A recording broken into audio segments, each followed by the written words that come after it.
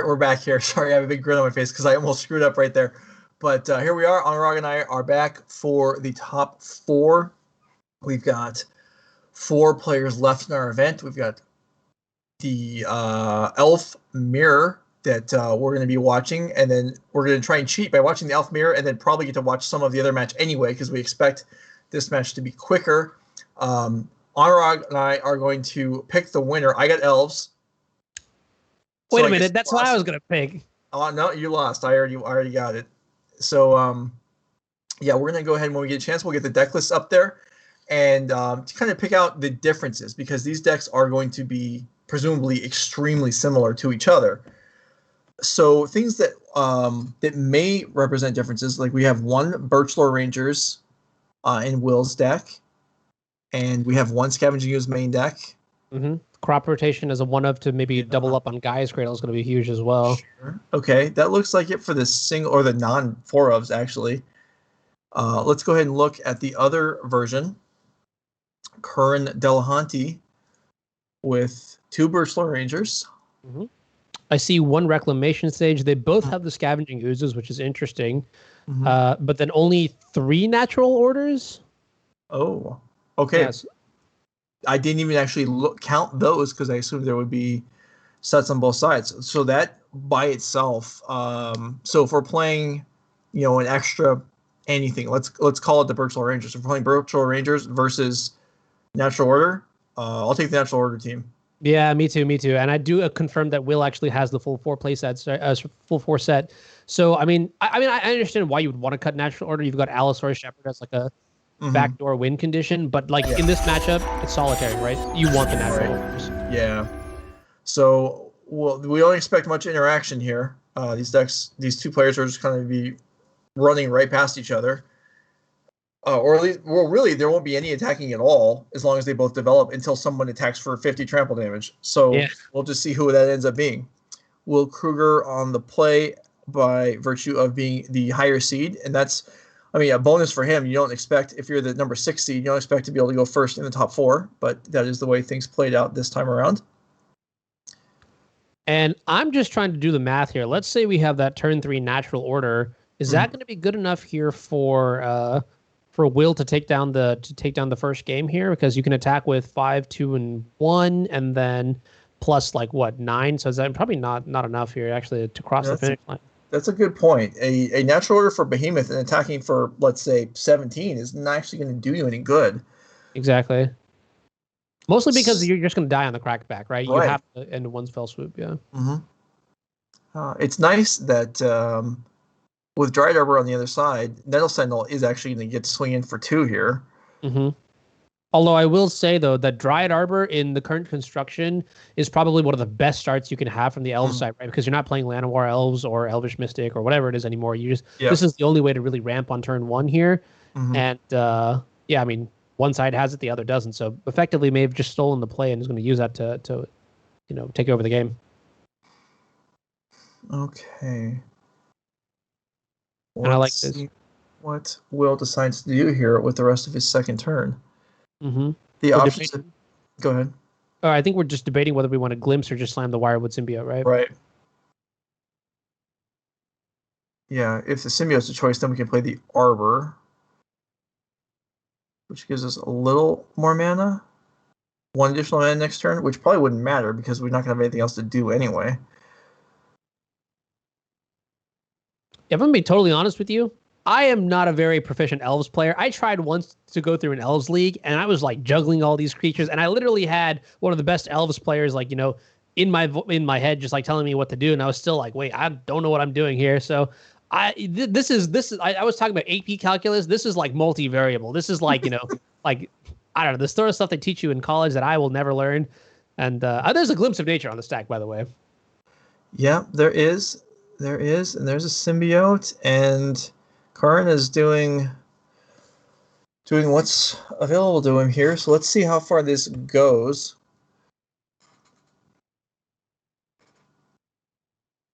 In order to get let's see, what would need to happen here? I don't think there's a route to actually going completely off here, which, that's no shame in not winning on turn 2, except it might matter. Yeah. The only thing that I could think of is if you actually. Oh no, sorry. Will has the crop rotation. Never mind. So if there was a crop, that's kind of going to show the power of a card like crop rotation, right? Is that in those like weird situations you can use it as a ritual spell. So that could have been the difference. But here instead, just gonna play symbiote, play visionary. This is every elf's favorite combination of cards and my worst nightmare. And it looks like with the right draw, this game could be over. Will could just definitely take it. So. Counting this up here, I'm not an Elves expert either. If one creature, let's say the Arbor, is sacrificed, assuming Will draws nothing, then we'd have Craterhoof and 2 other creatures, so that's +9. And then we have Nettle was 11, Symbiote 12, and Craterhoof is naturally a 5, which would be 17. So that means that with one chump block, then Curran could go to 1 and have another turn. Yeah. If I counted that right. My math checks out the same here too. So if we're either both right or we're both wrong here, which means that the best draw, honestly, from like Will's side would just be any 1-drop creature. And that is certainly on the table that the elf deck could draw an elf. Yeah, and Will is thinking here: do I bounce this Nettle Sentinel here? Nope, just pick up the 1-drop that we need, slam it, and this should be lights out.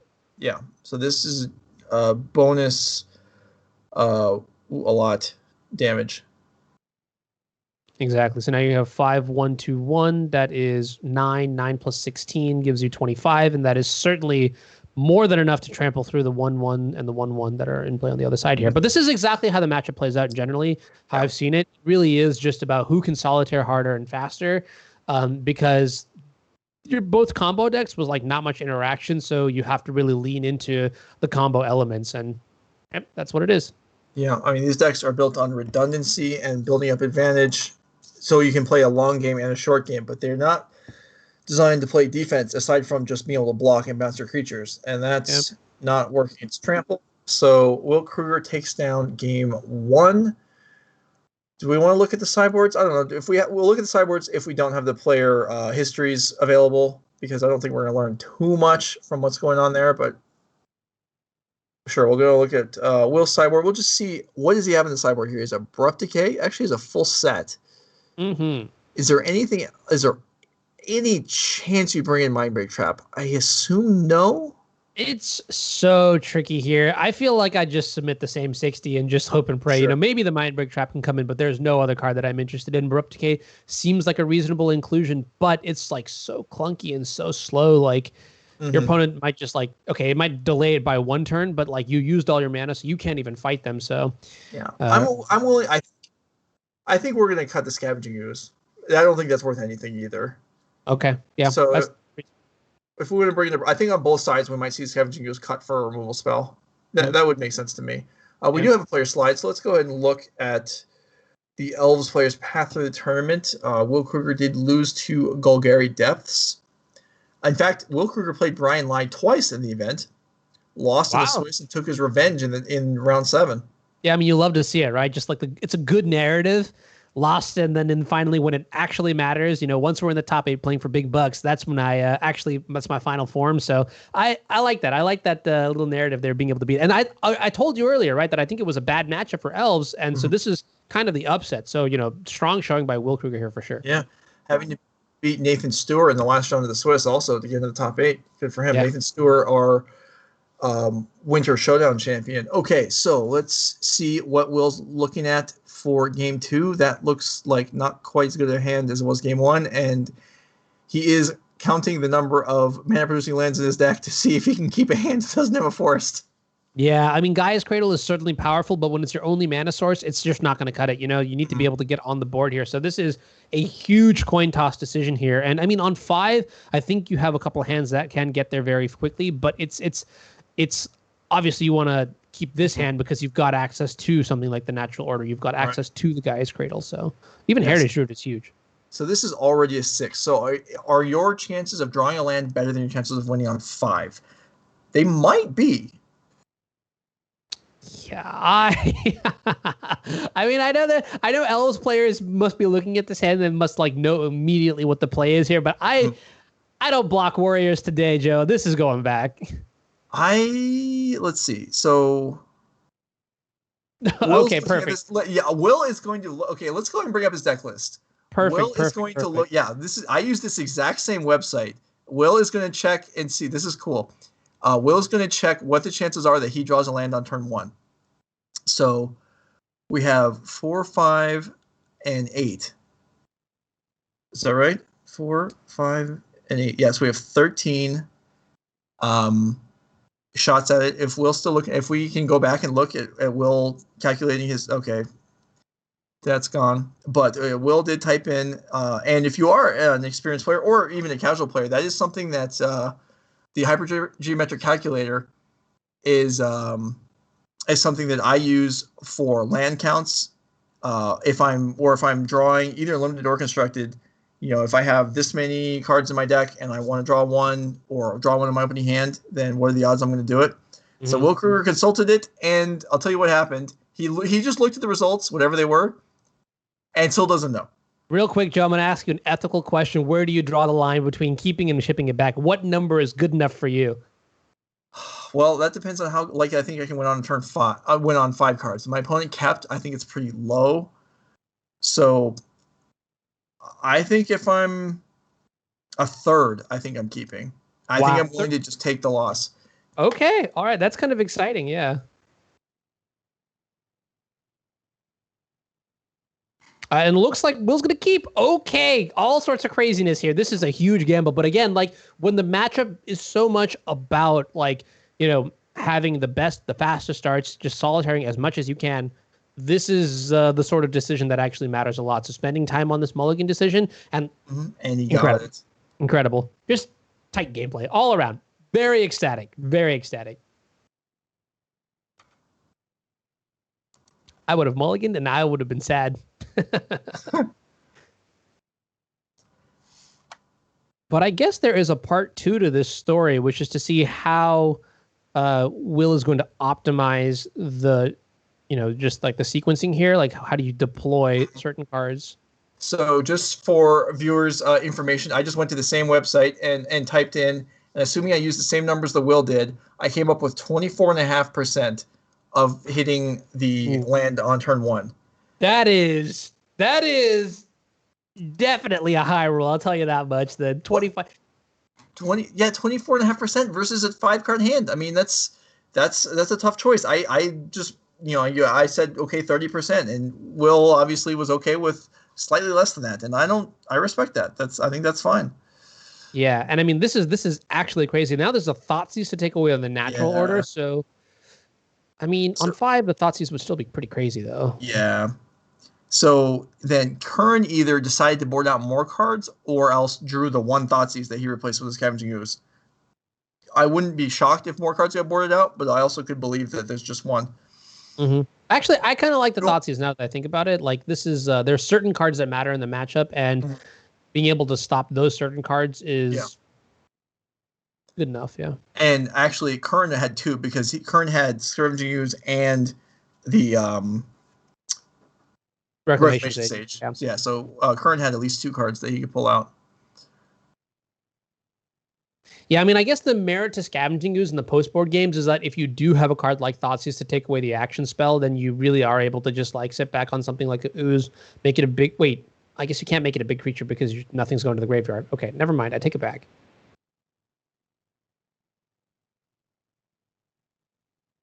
So I feel like the auto choice is to take natural order here. If you don't take that, then Curran has to think he's either winning next turn or that he can beat the natural order, or that he has another Thoughtseize, I guess.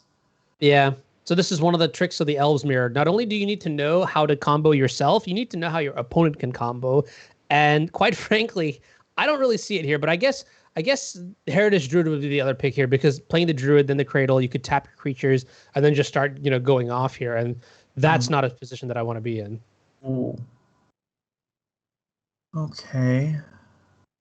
Yeah, and this is a pretty big reward here for taking the Heritage Druid because then imagine if you had that, you could go Druid into like Wirewood, tap all 3, play the Glimpse, bounce something, keep going off, and you have the potential to win the game that turn. So solid play here. So I think okay, I like the attack. We got 2 free. Other than the Thoughtseize is the same as last game, with the Nelson getting 1 attack in first, and then I think I just play Cradle and play both 1-drops, and forget this Glimpse. And then if I draw a creature off the top, then I win in an overwhelming fashion. And if I don't, or in the same scenario as the other game. Yeah, I might just like cycle the Glimpse here. I guess it's not. It's free, but You're right. Yeah, I agree that next turn we're definitely going to try to optimize the natural order. We want this to be the best natural order that we've ever seen on the draw on a mulligan to 6, where we had a 25% chance to actually even be in this game. So, yeah, no, you're right. Yeah, glimpse into the Allosaurus Rider or Shepherd. Yeah, not Allosaurus Rider. That's a very different card. And then see if we can find a fetch land for an Arbor or any sort of other 1-drop for next turn. Yeah. And I mean, the damage here from the Nettle Sentinel is actually adding up here. But the thing is look, I don't think, Curran has been playing Elves for I don't even how long. This person knows how to play the Elves mirror. And I have to say, if you're taking the Heritage Druid, it's probably because you're just going to kill your opponent on the next turn. So, I mean, I would just cue up the music right now and kind of expect, something incredible to happen. If you think you're killing the opponent next turn, then natural order has 0 value, right? Well, it goes both ways. Okay, so there is a glimpse on the stack there. So yeah, this is okay. it. The Heritage Druid could potentially enable a glimpse draw, I guess, like we saw here, and then also like a natural order top deck versus a Heritage Druid top deck. Actually, I'm not even 100% sure here. I'm just gonna not try to sound smart at the sake of sounding stupid. Right. we'll just let the players play it out. We'll see if Curran can make this work here with 1 Nettle Sentinel and Corian Ranger. Actually, we're gonna need. Well, obviously, he's hoping to draw Cradle. He has Cradle. Okay. Yeah. One does not simply cast Glimpse of Nature without having the Gaia's Cradle. And that's a lot of mana here. We do need to, I mean, if we're going to Crater Hoof here, we need to untap some stuff and do some things here, but I guess we have 2 options, right? The first option is we can kill them this turn with our combo. If that fails, we can Solitaire a little bit harder, try to find maybe another copy of Thoughtseize if we boarded it, and then take the order. Yep, that would also work. We're tapping for green, so we don't have Thoughtseize yet. Okay, untap. Can we natural order for the Archon of Sun's Grace and lock out sorceries? That would be if that's interesting. A deck. It is. Oh, perfect. Yeah. And now this is terrifying because I mean this was the backdoor plan here, right? You wanted to get that natural order. It's locked out. I mean, now it's all locked out because this is a symmetrical ability. Neither player is going to be able to cast sorceries until that Archon leaves play. So Allosaurus Shepherd's probably not a symmetrical ability though. Yeah, that's true. How let's see. We're tapping Cradle for 4. We have the basic for 5. Yeah, but the problem is even if you make your creatures into 5/5 Elvish dinosaurs, the Archon is a 5/6. So it's bad combat all around. And the worst part is that this creature also has vigilance, and so it's just the perfect offense and defense. And I'm scared to say that is there just a Crater Hoof that's going to see play now? Oh no, that's one way to get around it all. Oh, there totally is. There it is. So Archon. So the plan was well thought out. Leave the natural order and then lock it out of the game. And there it is. Curran Delahanty ties up the match over the very calculating opening turns of Will Krueger, who found out his risk of just dying on turn 1, decided it was worth it, got rewarded. Well, depending on which side you're on, but came up short anyway. That was interesting. This match has turned out to be, I mean, even sure it's both players goldfishing, but these games have been interesting, or at least that one was. I think they're minute decisions that we might think are not really important or we might like gloss over, but these are the decisions that have such an impact over the course of the match, right? Like, or the course of the game here, right? Because when you realize that the matchup boils down to just like each player like doing their own thing, then yes, the difference between 24.5% and like 24.7% matters. And that's where having the experience definitely kicks in. That tells you like, okay, I can keep this hand versus not. Mm-hmm. Yeah, that was pretty neat. I've never seen a player pull up a calculator before, even though I've done it myself a number of times. I know other people that do, but I've never actually seen it happen in the middle of an event.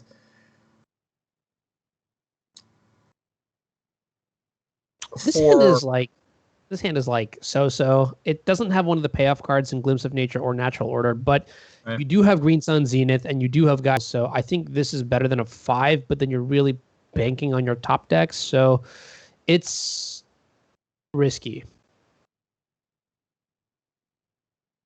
For anyone that's curious, the website that Will Krueger and I were using is called stattrek.com. Yeah, that's some good stuff. You can find a hypergeometric calculator. You can find them other places, but a hypergeometric calculator is what you want if you're looking to calculate, or at least is a way of calculating percentages of outcomes in Magic or other things, but that's what we're talking about here. So looks like we're on 6 cards for Will Krueger and 7 for Curran Delahanty. Right. And so from this board state, I mean, let's take a look and think of what are the potential options here. I feel like you just have to go turn 1 Green Sun Zenith into Dryad Arbor. Otherwise, you're probably picking up something like an Elvish Visionary. Okay, so that's kind of interesting here. Instead, oh, never mind. You can play the 2. No, that's not an Elf. You can't make a Heritage. Okay, maybe you just want the payoff off of Green Sun Zenith for like an Allosaur Shepherd to make into a lethal army of dinosaurs or something. Yeah, I think if he does pull up an Arbor there, then he's really relying on the top of the deck. Oh, and there is an Elf. That's good. That was a really good draw, yeah. Yes, it was. So now you get to play the Heritage Druid, play the Cradle, play both of your 1-drops, and then you can Zenith for Allosaurus Shepherd, and then I think you have, 1, 2, 3, 4, 5 creatures in play, plus the Forest, so that means that's exactly enough to give you a lot of lethal attackers. And realistically speaking, even if it isn't lethal, it's going to force some chump blocks, which might just be enough to hinder the mana development. Right. Gangrene is definitely... Well, I guess I can't even say gangrene because goblins are also green. But it's a weird thing to think about, right? Yeah. All right. So here we have continuing. Now, last card in the hand, Zenith. Could be Visionary. Probably is Shepherd. Yeah, I think I'd like to pick up the Shepherd here, but if Visionary is also reasonable, I mean, you cast it for 2 since you have nothing else to do anyways, because when you cast it for 2, you can pick up 1-drops here. And yeah, look, this is the math going down. You can cast it twice if you get the Visionary. I mean, you can cast it once this turn, so you can get 2 cards out of it right now. But Will's going to go for the Shepherd. Looks like maybe we'll see him bring back the hypergeometric calculator again to determine what he wants to do here. Now, this is a question that I actually don't have the answer to, and that is, can Curran Delahanty win on the second turn of the game here? I think you have the best start that enables that. You've got Dryad Arbor plus, land or Green Sun Zenith or whatever it was. So you could do something crazy, but it's going to involve a lot of good cards like Glimpse of Nature, and it's going to involve a lot of good hits here as well. Yeah. It is possible. It probably requires... Okay, there's a Glimpse. It probably requires a Cradle. And Aquarian Ranger. That's another one. That's huge. Yes, that is a significant part of it also. And like we saw with the graphic on the screen, Allosaurus Shepherd here is going to make a lethal board here. Lethal board of attackers next turn. So this is it. It's almost do or die. And another Glimpse of Nature. So this... my heart. We might just be off to the races here with another Elf in the hair. Oh my goodness. There's another Elf. Okay, so now we can... Now Curran can make mana. Now, Curran doesn't necessarily have to win. He can just set up a position where he can survive, right? He would need 3 blockers, or he need 3 toughness? He would need 1 blocker because does Allosaurus not get trample? No trample, and the Okay. Wirewood symbiote is not an elf, so it doesn't become a dinosaur. Only elves are allowed to ride the dinos. Yeah. Okay. Well, then I think Curran doesn't need to win this turn, and he definitely has the requisite number of blockers. Although he still may win this turn. Now sitting on 10 cards in hand. Yeah. I mean, if it's not this turn, then it definitely feels like it's going to be the next one. So, yeah, we'll see here.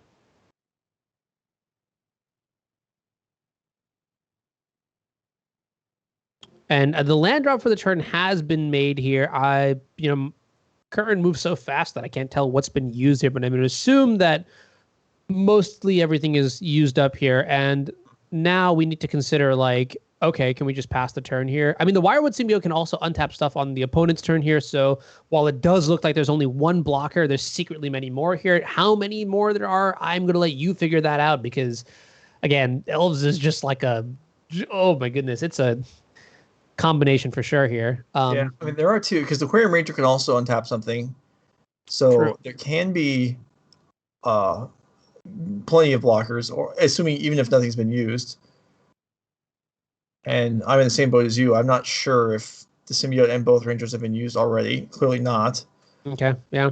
I was going to say, like, if we play the Elvish Visionary, I'd probably want to play the Heritage Druid first because we just save on mana here, because that is definitely the bottleneck factor. However, the fact that we cast the Visionary probably indicated that the symbiote or something was still fine to use. So it's not over yet by any means. I mean, at this point, I wonder, like, how far we can go. Like, we just need to find a little bit more mana, and maybe even a single natural order might be enough to do it with a little bit of luck here. Actually, I take it back because all those creatures are summoning sick. The Dryad Arbor was returned back to the hand, so we're likely going to have like 30 creatures in play with the natural order, or yeah, I mean that's probably it would have to be it would have to be like 15 or so creatures, right? More than that. Maybe at 20, 18, because there's 3 blockers. All right, we'll see. If an Lossett combat math, I'm gonna ship that one. I'll take the F in that course. Let's go.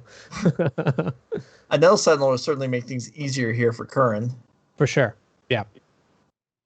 Even like a Birchlore Rangers wouldn't be like a bad start, you know? There's a Zenith for the picture quality is just the transfer quality has just gotten blurry, but it is a Nell Sentinel, which makes sense. Okay. And this is pretty good because now you have access to every 1 mana elf you cast will give you access to another 1 mana elf, which should in theory be sufficient. Like, because you can like find Nettle Sentinel. Then after you find your Nettle Sentinels, you can maybe get a Heritage Druid into play, and that'll untap all the Nettle Sentinels with everything you play. So there's a real potential here with the double glimpse of nature that Curran is just going to win, which would be absolutely insane. Yeah. This is at this point, I would feel like it's is there no mana floating? No mana floating, but the second Wirewood is going to untap the Birchlore. So yeah, the chain still goes. Yes, fist bump. I know if Julian is here, you'd hear like the music for his stream going on, like da-da-da-da-da-da-da. I'm just happy. All right, there's Aquarium Ranger, which can't activate because there are no more forests on the board. But it can tap. It can still tap for mana. And there's the second Nettle Sentinel. Okay. Now any elf makes any activation where you get 3 mana and for 1 for free. Now an elf. Now we have 3 mana. Now every elf is worth plus 2 mana. Yep. Thanks to the Heritage Druids. We're gonna depart from the Birchlore Rangers and start using the Heritage Druids ability. And now we just need to. I mean, with 22 cards in hand, I'd be so surprised here if Curran just didn't have more elves to put into play. And then also probably has like a natural order because you've got literal 20 cards left in your deck here. Only 3 natural orders though, but you know. I mean, there's 15 creatures in play right now, so we're almost to the point where the 1 Crater Hoof is enough.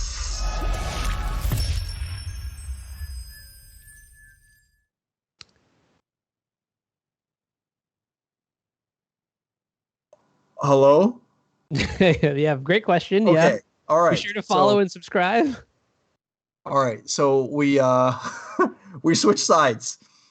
And we are now watching from Curran's point of view. Ooh, okay. All right.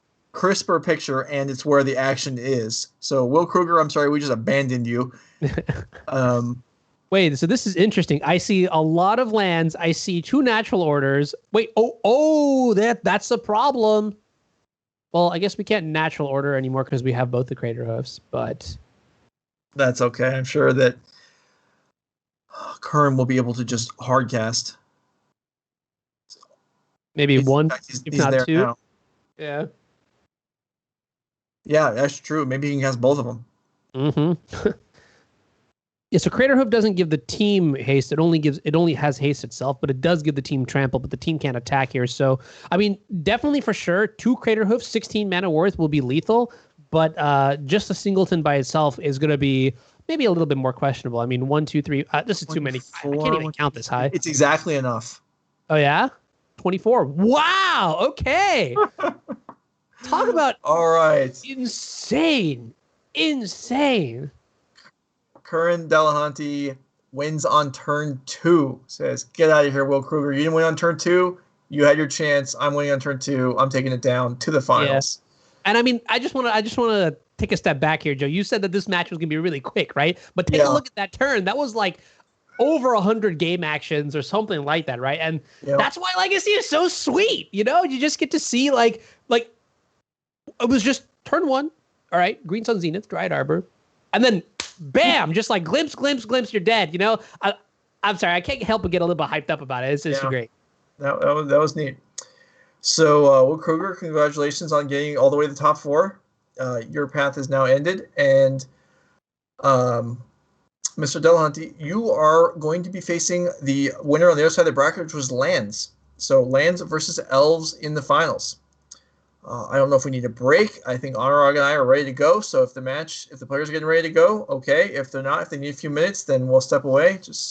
Okay, we're going to step away for a minute. We will be back shortly. We've got one more match on the day. 64 players are down to 2. When we come back, we'll find out who's the one.